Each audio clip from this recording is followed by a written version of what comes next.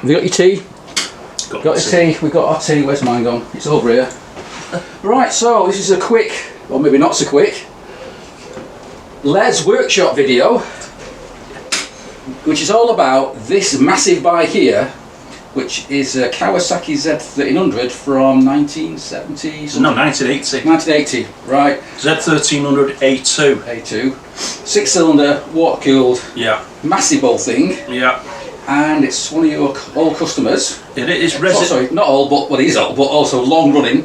Yeah, long-term customer, yeah. And he actually keeps it here. He does, it's a resident bike. Yeah, because he's lost his garage on it some time ago. Yeah. So, tell us the history about this then. Why is it here and what went wrong with it some time ago? Well, the owner bought the bike 40 years ago. Right. Well, 40 odd years. 1982 I think he's had it since.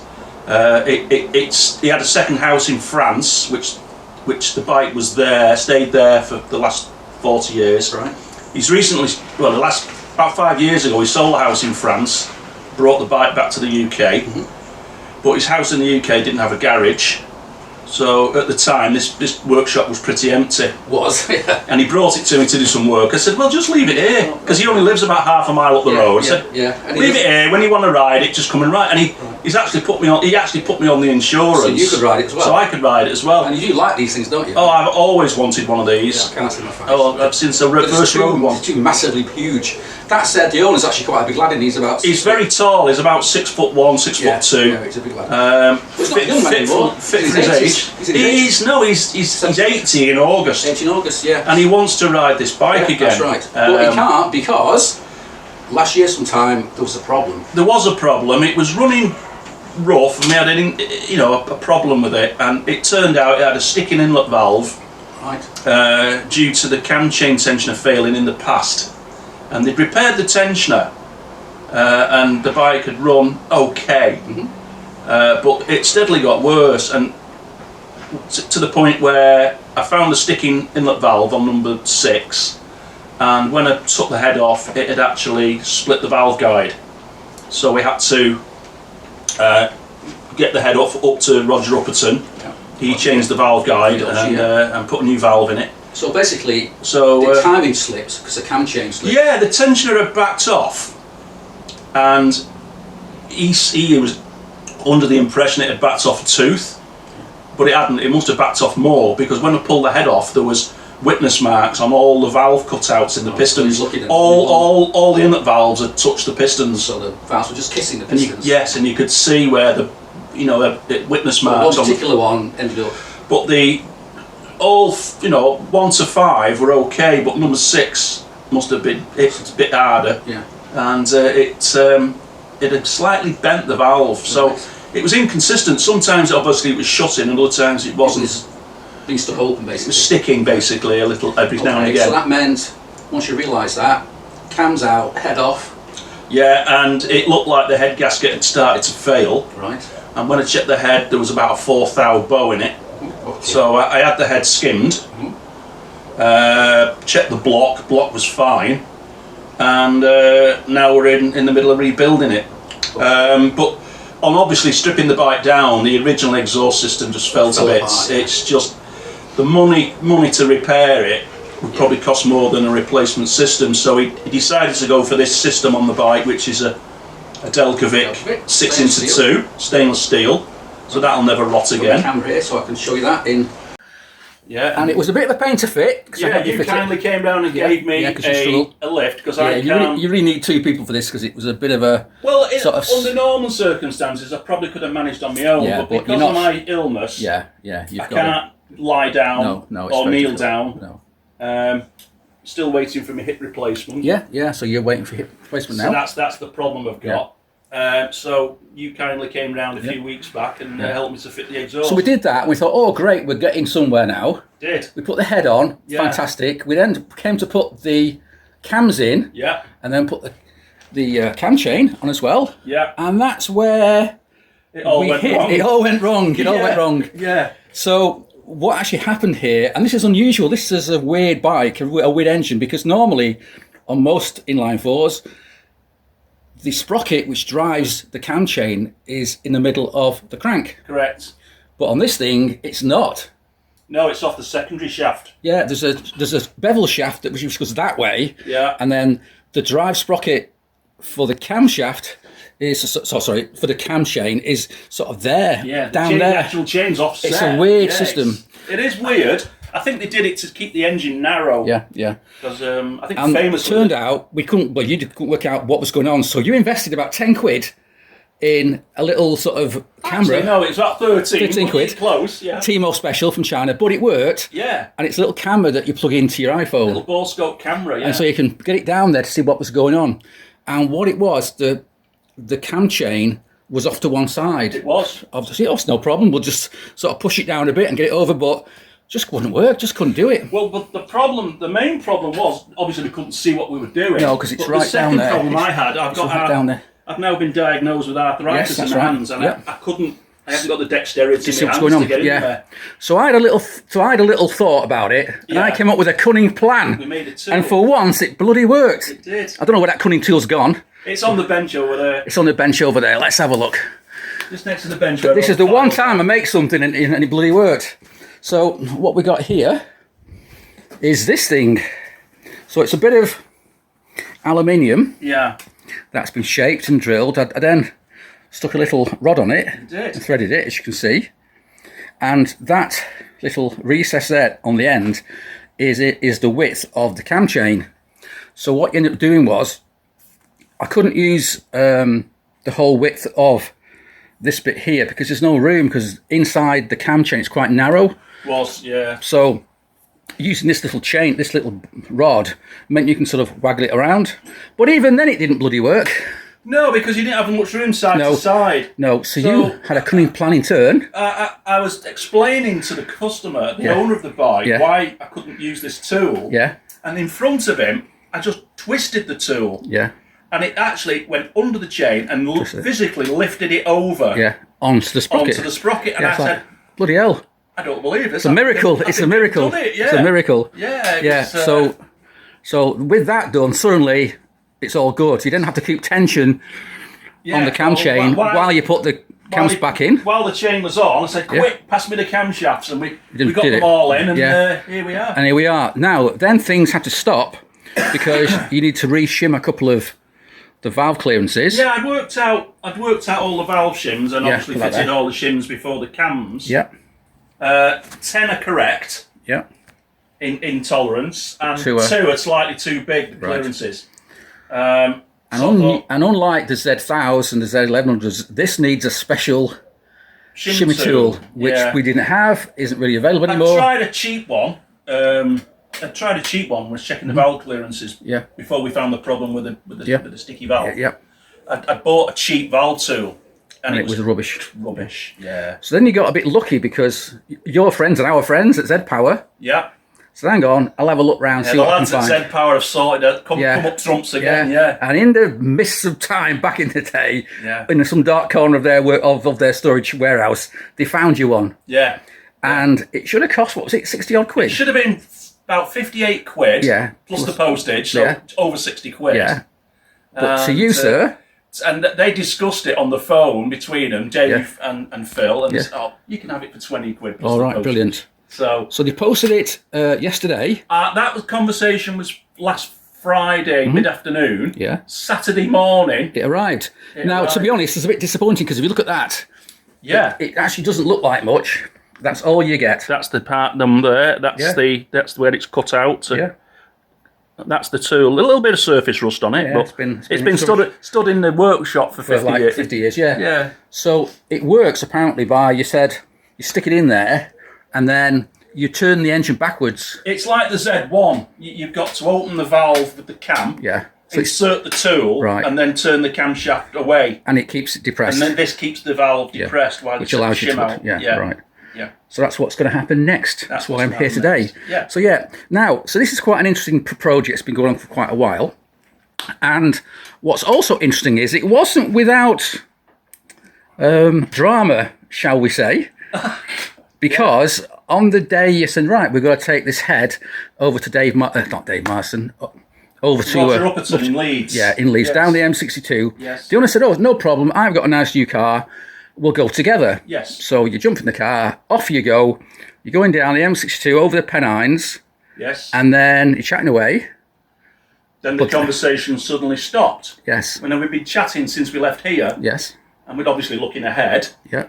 And suddenly the conversation stopped. I thought, that's odd. And then we're in lane 2. Yeah. And the car just veered across the motorway, and there was a HGV in lane 1, and it took the passenger door mirror off. God, yeah. And I'm shouting at him. Panicking, as you would. As I looked across, he'd gone unconscious at the wheel. But he still seemed... He was rigid, he was like a statue, his eyes were open. Yeah, but not responding. Unresponsive. And I suddenly realised I was in a... Because we were doing 75, 80 mile an hour. Yeah, with lorries nearby. And there was a lorry. So I grabbed the steering wheel with my right hand. Yeah, and sort of... pulled up to get us untangled from the lorry. Yeah. I thought we were going to go around the front of the lorry and they were going to, I was... Going to get squished, yeah. Yeah, it was one of those... but by more luck than judgment, you ended up on the hard shoulder. I managed to swap hands, hand on the wheel, handbrake. Yeah, stop the car. And managed to steer the car. Obviously, I'd lost the passenger door mirror. Yes, yeah. I couldn't use the driver's mirror. No. So I'm trying to turn my head like this and do a lifesaver. Yeah. And luckily, where it happened, there was still a hard shoulder. Yeah. If it had been one of these smart motorways, you were buggered, yeah. I'd have been knackered. Yeah. But I brought the car to a halt on the hard shoulder. At which point, what happened? After a few minutes, and I had my arm around him, I said, "Look, are you all right? You're all right." And he started to come round after what seemed like about 3, 4, 5 minutes. Yes, yeah. And he said, "Oh, why? What's happening?" What's happening here? I said, "You've had a medical episode. I've had to get onto the hard shoulder." He said, "Oh, we're going to Bradford, aren't we?" And he started the car before he had a chance to react. He started the car and turned straight into lane 1. Oh no, with cars going past. Like he'd turned out of a T-junction. Oh my God. And luckily there was nothing there, otherwise you would be squished, yeah. Otherwise it would have been squashed again, yeah. And he said, no, get out of your car. So I had to grab the wheel a second time and pull the car back onto the... So at that point it's like, let's go home. So you turn round and came back. I drove, obviously. Now, when you got back to his wife, what did she say? I explained that we'd had a medical problem and we were back. Yeah. And she went, "This has happened before."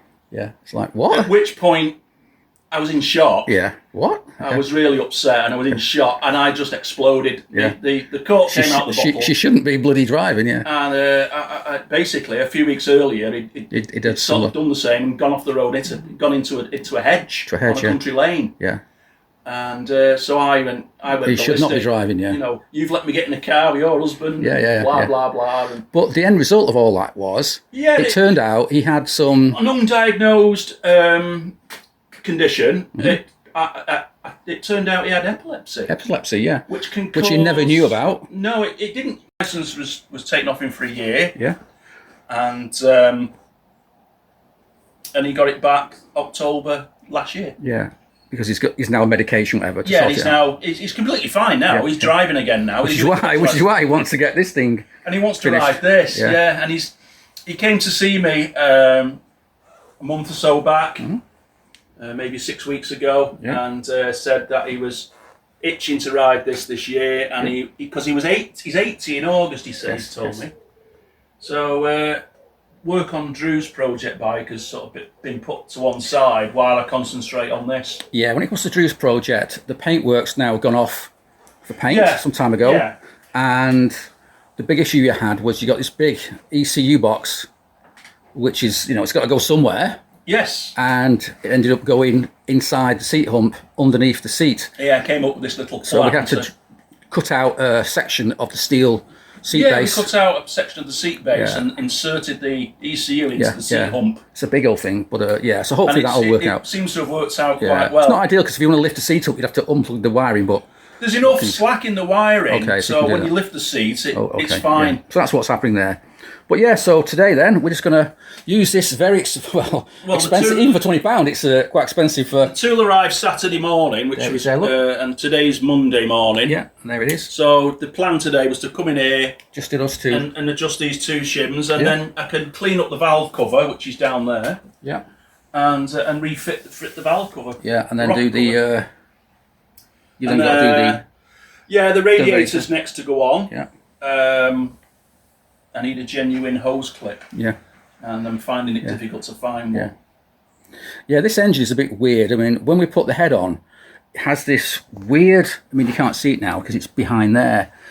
Don't think you can see it from my camera, but yeah, it's got this weird sort of water pump or water gallery. This pipe. Yeah, there's a second chain that runs up to a bevel gear underneath the inlet cam. Yeah. Then there's a shaft that runs forward in the cam chain tunnel. Yeah.